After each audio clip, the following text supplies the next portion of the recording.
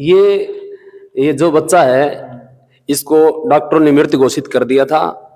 तो बाबा में अपार श्रद्धा रखते थे सभी श्रद्धालु। तो ये माता बाबा परमहंस के चरणों में लेके आई और बाबा परमहंस ने इस बच्चे को जीवन दान दिया और इससे बोला चल उठ धरी के। और इतना कहते ही बच्चे में फिर से प्राण आ गए थे और माता जी और ये साक्षात प्रभु का उस वक्त दर्शन कर रहे थे बाबा जी का। और बहुत बड़ा चमत्कार किया था ये बाबा ने। आज के टाइम में भी ऐसे ऐसे बहुत सारे चमत्कार अभी आपने पिछले समय जो एक खबर चल रही थी आपने जरूर देखी होगी, उत्तराखंड में जो टनल के अंदर 41 मजदूर फंसे थे, वो भी लास्ट में एक महाराज जी की वजह से, एक बाबा जी की वजह से एक चमत्कार वहां पे हुआ। वहां भी एक ऐसी कहानी थी भाई, किसी बाबा का मंदिर था वो तोड़ दिया गया था और उसके बाद जो है टनल का काम शुरू किया गया था। और गांव वालों को, आसपास के लोगों का यही मानना था कि इसी वजह से हादसा हुआ और इसी वजह से विदेशी मशीन जो बड़ी दूर दूर से मंगाई गई थी वो मशीन भी वहां काम नहीं कर पाई। सरकार को किसी भी तरह की वहां पे सफलता नहीं मिली। लास्ट में मंदिर बनवाया गया और फिर वहां पूजा की गई, हवन किए गए और उसके बाद वो 41 मजदूर सुरक्षित बाहर लाए गए। अगली तस्वीर है जिसमें साफ लिखा हुआ है बाबा का सत्संग, और इसके बारे में भी बताइए बस। अब जो ये आप तस्वीर देख रहे हो, यहाँ पर बाबा का सत्संग चला हुआ था। तो हमारे भिवानी को भी छोटी काशी बोलते हैं। तो काशी जी से शास्त्रार्थ होके एक पंडित जी महाराज आए। उन्होंने किसी ने चर्चा की उनके सामने की तिगड़ाना के अंदर ऐसे ऐसे साधु महात्मा हैं और उनके मुखारबिंद से बहुत ही उच्च वाणी के श्लोक और शास्त्रार्थ के श्लोक निकलते हैं। तो उनको विश्वास नहीं हुआ और वो अपने आप को सिद्ध करने के लिए बाबा परमहंस के यहाँ पहुँच गए।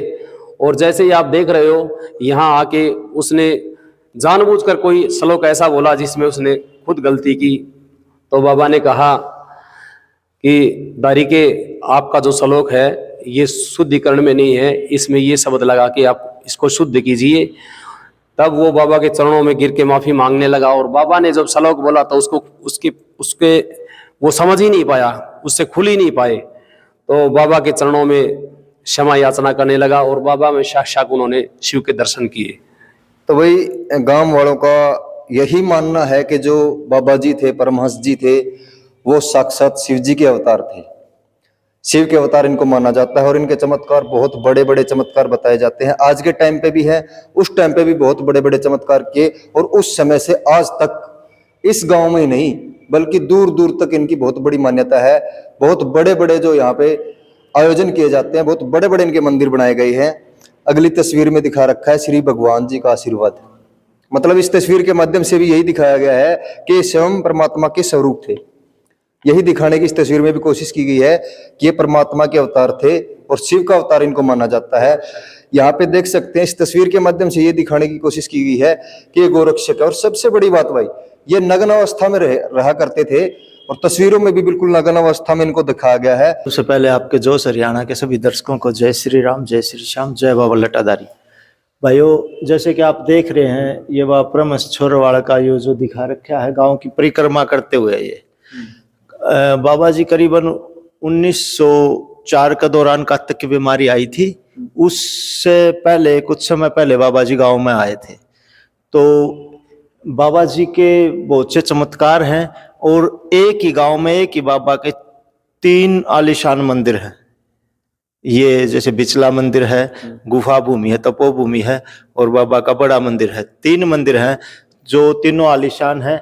और भक्त भिवानी जिले से नहीं, पूरा हरियाणा से और बाहर से भी आए हैं। और बाबा के गुवाहाटी में और जगह भी जहाँ पे हमारे गाँव के बाशिंदे या नजदीक के गाँवों के बंदे हैं, उन्होंने वहां पर भी आउट ऑफ हरियाणा भी बाबा जी के मंदिरों का निर्माण करवा रखा है। ये जब कार्तिक की बीमारी आई थी 1904 में, तब ऐसा माहौल था हर जगह कि भाई एक उसको लेके जाते थे, डेड बॉडी के आते थे, जब तक 3-4 बंदे और मर जाते थे। तो गांव में किसी ने बताया कि बाबा ऐसे ऐसे पड़ोस में बीमारी आ रही है, अपने गांव में भी आस कहवा। तो बाबा ने बोला जाओ कोई नहीं, दारी के मैं देखूंगा। फिर बाबा ने गांव की परिक्रमा करी और गाली देते जा रहे थे, भाग लंडी की, भाग लंडी की, ऐसे भागदारी की ऐसे बोल रहे थे। और पूरे गांव की परिक्रमा करी एक साथ। तो उसके बाद नजदीक के गाँव में शायद किते कुछ होया हो ये जन हानि, पर तिगड़ाना गांव में कोई भी जनहानि नहीं हुई। ये बाबा का सबसे बड़ा चमत्कार था। उसके बाद तो नजदीक के गांव जिले सब आने लगे और आज बाबा के जो 3 मंदिर हैं तीनों ही आलीशान है।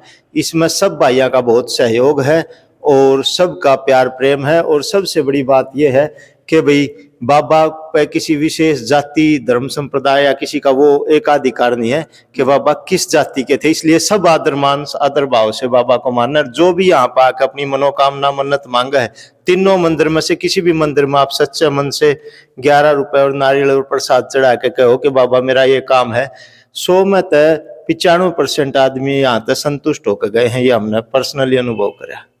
जय श्री राम। तस्वीर आप देख रहे हैं, इस पे लिखा हुआ है बच्चे का वरदान देते हुए। भाई साहब इसके बारे में बताओ। ये जो हवेली आपको दिखाई दे रही है, ये मूला पटवारी की हवेली थी। जब बाबा ने गांव की फेरी लगाई थी तो जो मूला पटवारी की घरवाली थी वो बाबा को इस हवेली के अंदर लेके गई थी। और इस हवेली के अंदर एक, जिसको हम बांझ बोलते हैं, जिसके बच्चे नहीं होते, तो ऐसी ही एक दुखिया माँ बाबा परमहंस के चरणों में अपनी अरदास लेके आई थी। तो बाबा परमहंस लटाधारी महाराज किसी को अपने पास आने नहीं देते थे। तो ये हवेली है, इस हवेली के ऊपर से बाबा परमहंस ने उनको गिरा दिया था। तो नीचे उनको कोई भी शरीर पे कोई भी चोट नहीं आई और 9 महीने बाद ऐसा चमत्कार हुआ, बाबा का आशीर्वाद हुआ, उनके घर में एक लाल ने जन्म लिया। और बाबा परमहंस का ये बहुत बड़ा चमत्कार था।